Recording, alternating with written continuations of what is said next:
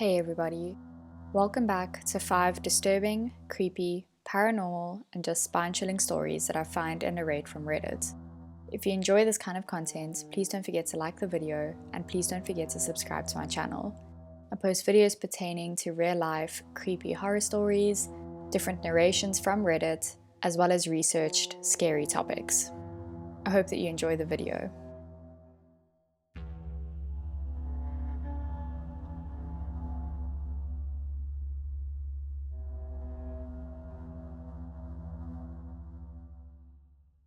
Two men posed as cable providers to attempt a break-in, or worse. This happened several years ago. I was home alone one evening when I heard a knock at the back door. This confused me as no one ever used that door.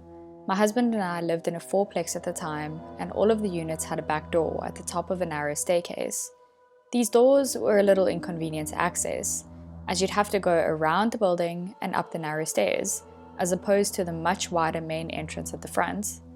It didn't make sense to use the back entrance, and I couldn't think of anyone who would go to that door to visit. As I approached the back door, I saw two tall men in the window, standing at the door. A chill went down my spine.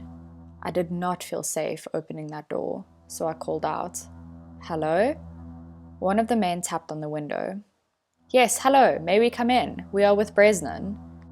At the time, my husband and I had Bresnan for cable, but did not have any issues with it. I replied, "We're not having any issues with Bresnan. Is there a problem?" "Ma'am," the man said, "can we come in? We're servicing the area and it's important we look at your cable." I shook my head. "We're not having any issues," I repeated. "There's no need to stop by." "Ma'am, we are visiting every resident. Let us in so we can do our job." I noticed the man grabbed the doorknob and tried to open the locked door. I slowly grabbed a knife from my knife block and held it at my chest. "We're not having any issues," I repeated, trying not to convey shakiness of my voice. "So you don't need to be here." The two figures appeared to shuffle and then straighten. "Ma'am, let us in. We're on a deadline and need to do our job." I glanced at the clock, gauging when my husband would arrive home from work. I gripped the knife tighter.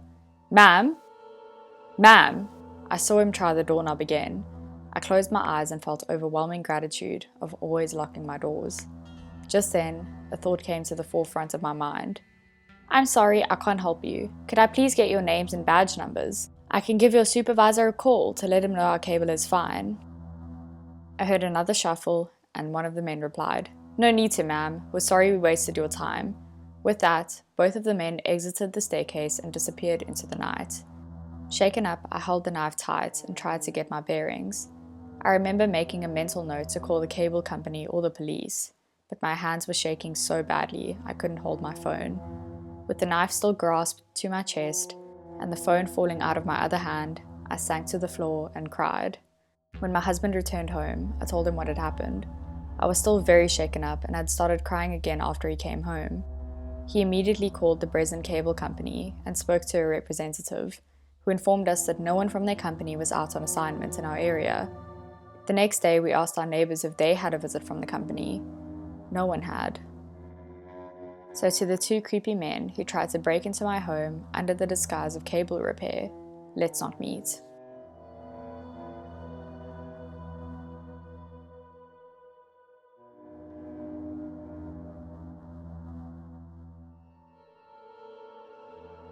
Found out my friend's dad is a creep. I was 15 and had just transferred into a new school. I made a friend immediately, and after a few weeks I asked my mom and she agreed to let me spend the night. I'm not going to give out my friend's real name, so let's just call her Kelsey. Anyway, I get to Kelsey's place and it's all fun and games. I met her mom, who I absolutely adore, and even managed to make a few jokes with both her parents, even though her dad seemed more partial to grunting.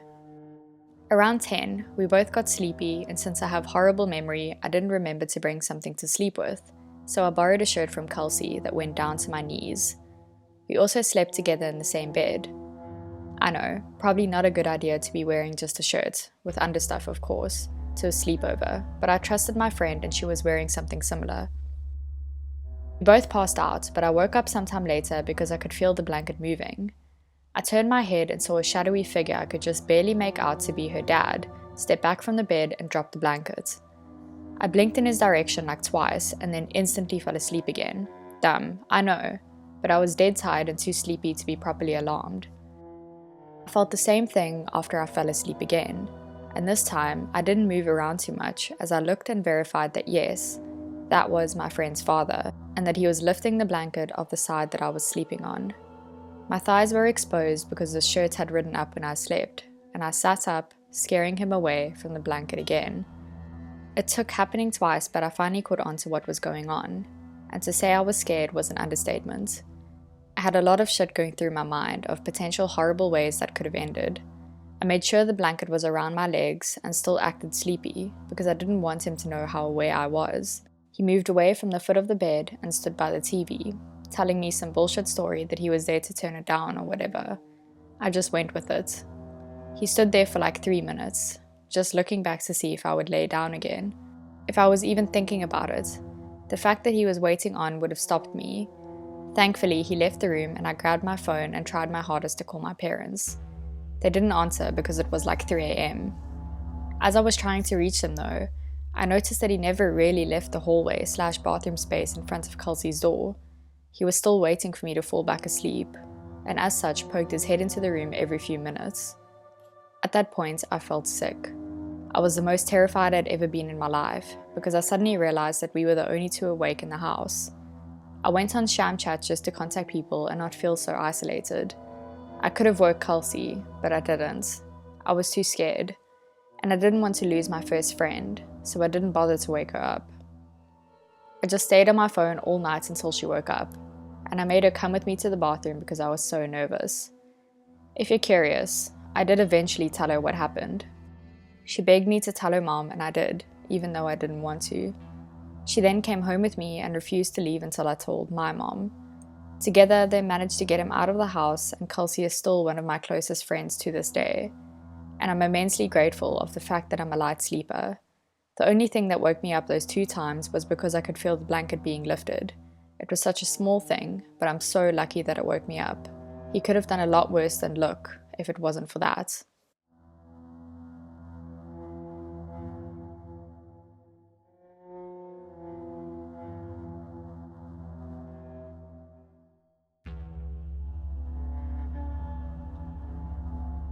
I brought my 2 sons rape whistles to wear, and today they actually used it to alert me in a very alarming situation. So my stepsons are 7 and 10. They play with 5 other boys in our area, which are of similar age and all go to the same school in our neighborhood. Now there is a police station in our neighborhood and we live in a city that is large, but we feel very safe here and have almost zero crime around us. So when they want to go to the park or play with friends, my husband and I agree that it's okay. They will be gone for hours going from house to house, swimming, jumping on trampolines, scootering, skateboarding. Sometimes they're all at my house and my pool. It's a good system. I'm texting with other parents, etc., so we have a pretty safe system. However, our state has been known for human trafficking because we are close enough to the border. It's just something I worry about. So I bought them bright orange rape whistles and tied them to their backpacks. Sometimes they all ride bikes to school together. At home I had them each blow into the whistles as hard as they could so they knew how loud it was and to only use it for emergencies, which we've discussed emergency situations. Today, on break from school, the kids wanted to do a lemonade stand. Something in my gut told me to say no, that's not a good idea, even though they had their own little garage sale around Christmas to make money to buy gifts. And the neighborhood thought it was so cute, they actually got a ton of donations and made very good money. I didn't have any worries that time. Today was different for me though. As my older stepson was making his signs, I reminded him about interacting with strangers and he needs to watch his brother. And so he asks me, should I bring my whistle? I said yes, great idea. I took it off his backpack and put it around his neck, and I told him I'm going to leave the window open. If you feel scared or if something happens, you blow that whistle like there is no tomorrow and I'll run outside. They were right on our street corner of our neighborhood, right where the main street through our neighborhood is, so a decent amount of cars go by. An hour or so goes by and I'm into a documentary when I hear that whistle and my stomach drops. I dash outside to see a flashy red car, like a Charger I believe. I was looking/running towards the kids, and so I wasn't paying close enough attention to the car, but I immediately see all kids are accounted for as the guy's getting back into his car. My older son tells me our younger son, who really likes cars, goes to car shows and knows a lot about cars, that the man in the car got out and was talking to them, asking them their ages, and invited my younger son to get into his car. I literally told my older son earlier, do not get into or near anyone's cars, so he said he didn't feel safe anymore and blew the whistle as hard as he could. My son said the car was what's known as a demon, which I believe is a Dodge Charger, red. That's what my son told the police. I got a good look at the guy at least, but didn't get the plates. He was getting into his car as I was making sure the kids were accounted for, and pounded the F out of his hood, asking him why he would ever invite a child into his car before he drove away. I wasn't thinking clearly and was in a bit of a panic, so I didn't get the plates. I was right there. I am really pissed at myself for that. But the kids were all talking, and I just went into the protective mode and called the police.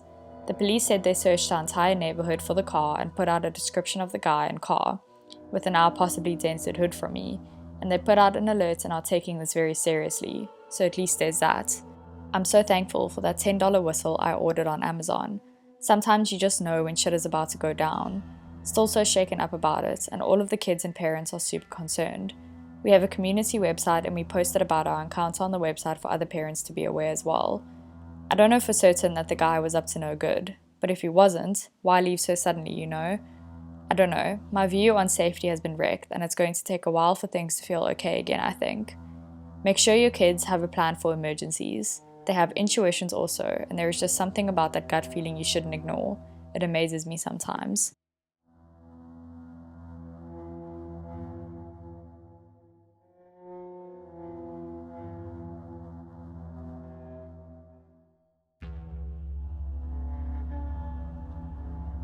For a decade, I was a paranormal tour guide at an infamous location. The Trans-Allegheny Lunatic Asylum, formerly known as Western State Hospital, is a Kirkbride building that housed the mentally ill from 1864 to 1994.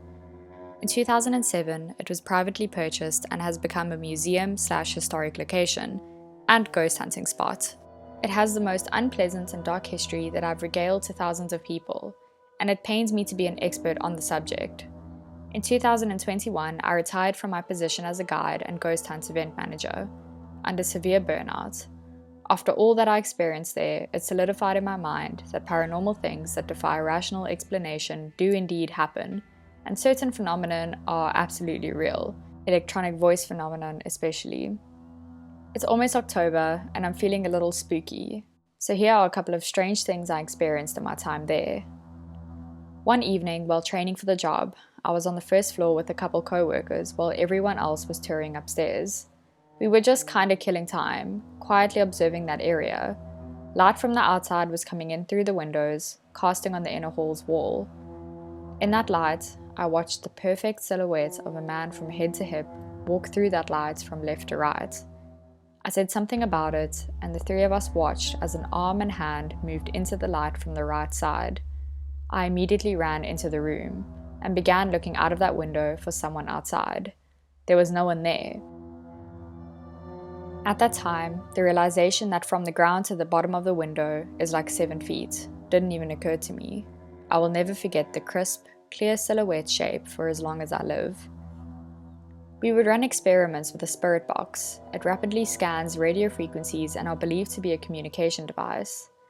One person would use one with noise-cancelling earbuds, and all they're able to hear is the radio static and blips of a few random stations. When they hear a word or phrase, they are to say it out loud. I always liked this role in the experiments. One evening, my co-worker and I ran one of these experiments in a notorious room where a murder in 1987 took place. For 10 minutes, I sat and listened to nothing but radio static through the spirit box. No blips of radio, nothing except the noise of the static. I was starting to get bored when I heard a woman's voice say, "evil," so I spoke up and repeated the word evil.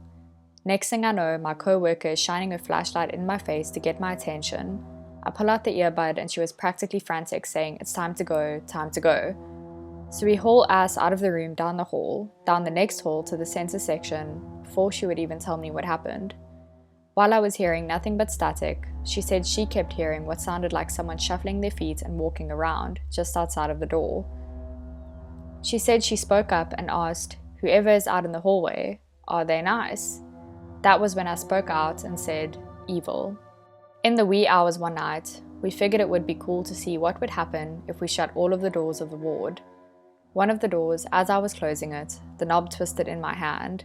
I was not twisting the knobs, and was forcibly pulled closed.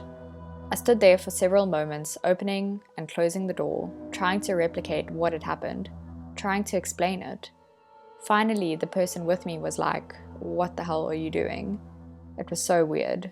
I'd never felt invisible force like that before. We had 3 people spend the night one night, and they had thermal imaging video. They set it up, pointing down the hall where we could all watch on a tablet.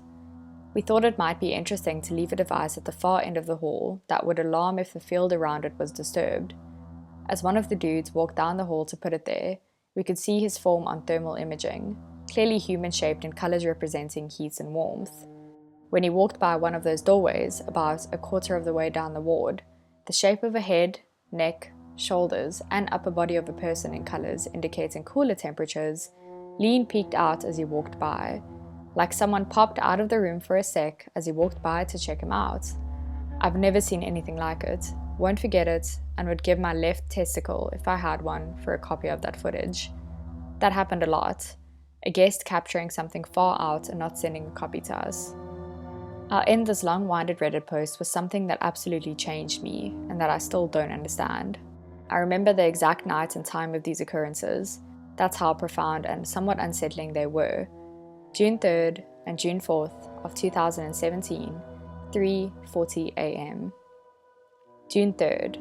After an hour or so of hearing a female's voice, one instant even sounded like she said my name, as well as banging around, footsteps, literally running sounds on that hardwood floor towards us, I sat quietly on the floor with the group. I started to feel dizzy, lightheaded, and gross. I told myself it was my imagination and that I'd be fine.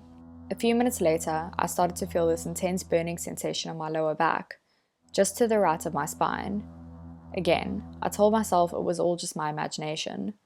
The burning sensation kept amping up, getting worse and worse. I told myself that I didn't want to be that guy and say anything in front of these people, you know. Finally, it got to the point where I had to say something. I asked my co-worker with us if there was anything there. She was like, "Oh my gosh." There on my lower back, just to the right of my spine, was a mark that looked like a burn or an abrasion about 3 to 4 inches long and about 1 inch wide.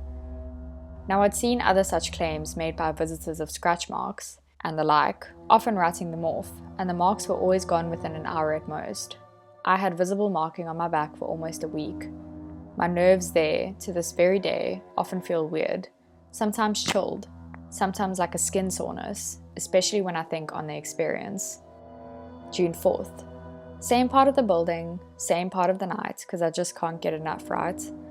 I noticed that my voice recorder ran out of memory, so I'm holding it in my right hand, using the flashlight in my left so I could see what I was doing.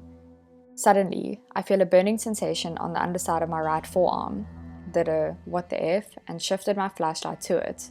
The person beside me and I watched as 3 welts began to appear down my arm. Needless to say, that shit blew my mind. It is one thing to see marks like that. It is a whole ass other thing to watch as it happens on your own skin. Like the majority of instances I've heard about, those marks were gone within 10 to 15 minutes. No lasting effects. Scared would be the wrong word, but I have none to describe my mind frame around those events. I took a week off of work after it to try and process it all and was nervous being in the hallway for the rest of that summer. Like I said, I still don't know what to think or believe. I've got enough stories of experiences to probably fill a book, but I'll leave you with those for now.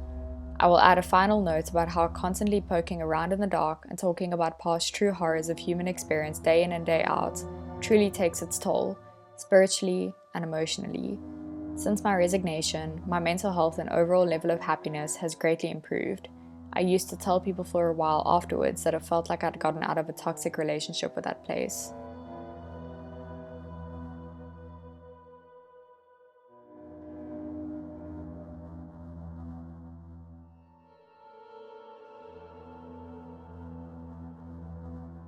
Final destination type freak fatal accident.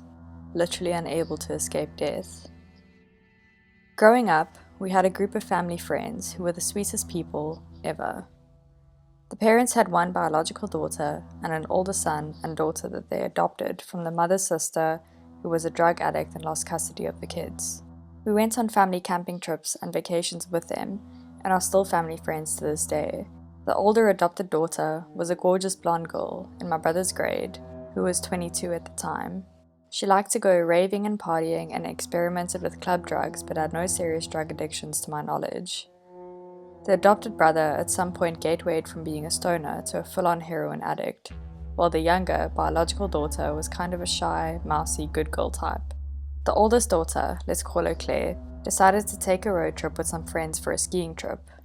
After the skiing trip was over, she was offered a ride back home from one of her friends who was a notoriously bad driver, so she declined and opted to find a ride home from someone else. When that friend drove home that night, he got into a fatal car wreck. Devastated, her and her friends ended up planning to drive down to his funeral service, and on the drive over there, they drove off the road and flipped their car, getting into a huge fiery car crash. When the police arrived to the scene, they investigated the crash and explained that a spark ignited the gas tank, causing the explosive fire. They said that this is an incredibly rare occurrence. While the car was flipped, the driver, who happened to be deeply in love with Allison, was able to escape from the driver's seat, while Allison, who was knocked unconscious and stuck in her seatbelt, most likely burned to death in the blaze, despite his best efforts to save her. My brother used to say her death was inevitable, and meant to be, but the concept of avoiding death one night and then dying in another car crash immediately after is a terrifying idea that is either a freak coincidence or something more supernatural, driven by destiny. Not sure where I stand on this, but the story has stuck with me ever since. It is also an example of adopted children born from a mother who is addicted to drugs while pregnant, and the genetic predisposition for drug use that is innate in the children that result from that pregnancy.